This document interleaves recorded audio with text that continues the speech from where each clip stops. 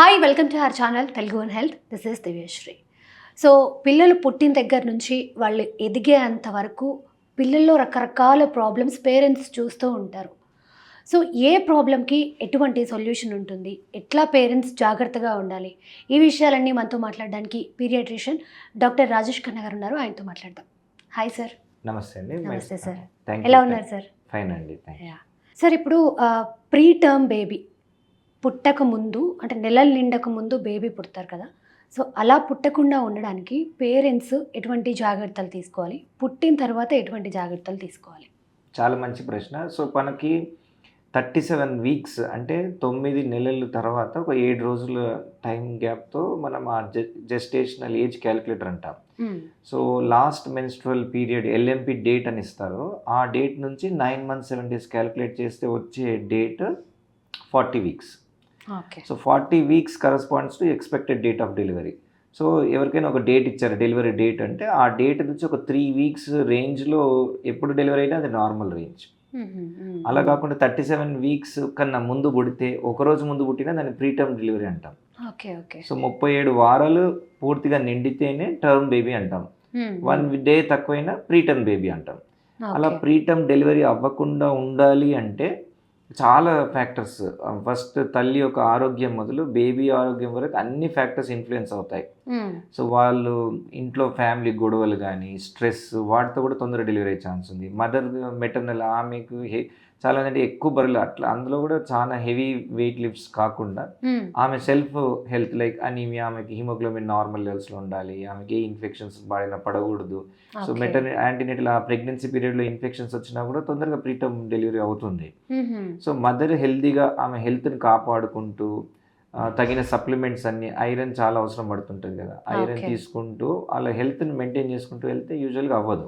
ఇవన్నీ చెప్పంగానే కొన్ని జెనెటిక్స్ కారణాలు ఉంటాయి, కొన్ని ఇన్ఎవిటబుల్ రీజన్స్ ఉంటాయి. ప్లెసెంటా కనుక కిందనే అటాచ్ అయ్యింది, బ్లడ్ లాస్ అవుతూ ఉంది, కొన్ని లోపల బేబీ తొందరపడి మోషన్ పాస్ చేసింది లోపలనే, దాన్ని మెకోనియం అంటాం. అలాంటి సిచ్యువేషన్ ఏంటంటే బేబీ కండిషన్ హెల్త్ లోపల ఉంటే హెల్త్ డేంజర్ కదా బేబీకి, అప్పుడు తొందరగా తీయాల్సి వస్తుంది. కవల పిల్లలు ఉంటారు, ట్విన్ బేబీస్ కానీ, ఒకసారి ట్రిప్లెట్స్ కూడా ఉంటారు. సో వాటిలలో ఏమవుతుందంటే గ్రోత్ బాగున్నా ఇంకో గ్రోత్ ఎఫెక్ట్ అవుతూ ఉంటుంది. సో బేబీ లోపల ఉండే ఎన్విరాన్మెంట్ ఫేవరబుల్గా లేదు అంటే, యూట్రస్ గర్భాశయంలో బేబీ మంచిగా ఎదుగుతుంది, ఆ రూమ్ స్పేస్ బాగుంది అంటే ఫుల్గా ఎదగనియచ్చు మనం టర్మ్ అయ్యి.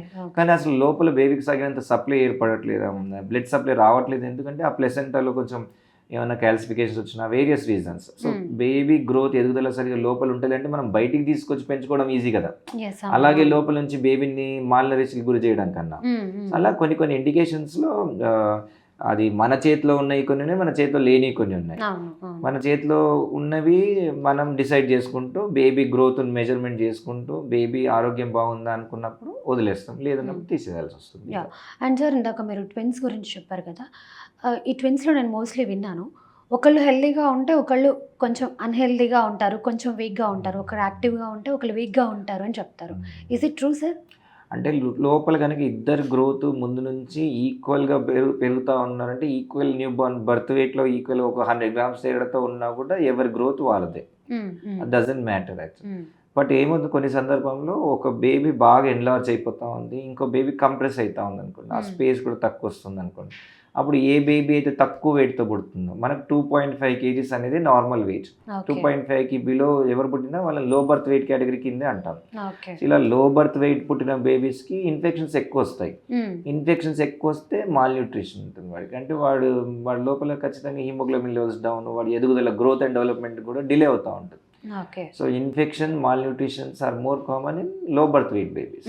సో వాడు వేరే పక్కవాడు పెరిగి వీడికి స్పేస్ తగ్గించిన న్యూట్రిషన్, ఒక twin to twin transfusion syndromes కొన్ని రేర్ సిచ్యువేషన్స్, అలాంటిలో కూడా ఒకరి సప్లై ఇంకోటి తీసేసుకుంటూ ఉంటారు. సో ఇవన్నీ వేరియస్ కాజెస్లో ఒక బేబీ హెల్దీగా వెయిట్ పుట్టి ఇంకో బేబీ తక్కువ వెయిట్తో పుడితేనే మన డిఫరెన్స్ అనుకోవచ్చు. ఇద్దరు పుట్టుకతో ఒకే వెయిట్తో పుట్టినవాడు బట్ ఎదుగుదల క్రమంలో డిఫరెంట్ రీజన్స్తో డిఫరెంట్ గ్రోత్స్ రావచ్చు. బాయ్ గర్ల్ డిఫరెన్సెస్ చాలా కామన్. బాయ్స్ చాలా ర్యాపిడ్గా పెరుగుతూ ఉంటారు, గర్ల్స్ కొంచెం తక్కువ స్లోగా స్టడీగా పెరుగుతూ ఉంటారు. అండ్ తర్వాత కూడా వాళ్ళు ఫుడ్ ఫస్టినెస్ ఫ్యూచర్ లైఫ్లో ఒకడు మొండి కేసు ఉంటాడు. ఒకే పేరెంట్కి ఇద్దరు ట్విన్స్ పుట్టినా వాడి యొక్క బిహేవియరల్ ట్యాంట్రమ్స్ డిఫరెంట్గా ఉండొచ్చు. ఆవిడ బాగా మంచిగా ఫుడ్ దగ్గర ట్యాంట్రమ్స్ చేయని వాడు మంచిగా తిన్నవాడు బాగా గ్రోత్ ఉంటుంది. మారం చేసిన వాడి గ్రోత్ వెనకబడిపోయి ఉంటాడు. అలా డిఫరెంట్ రీజన్స్ ఉంటాయి. Okay okay.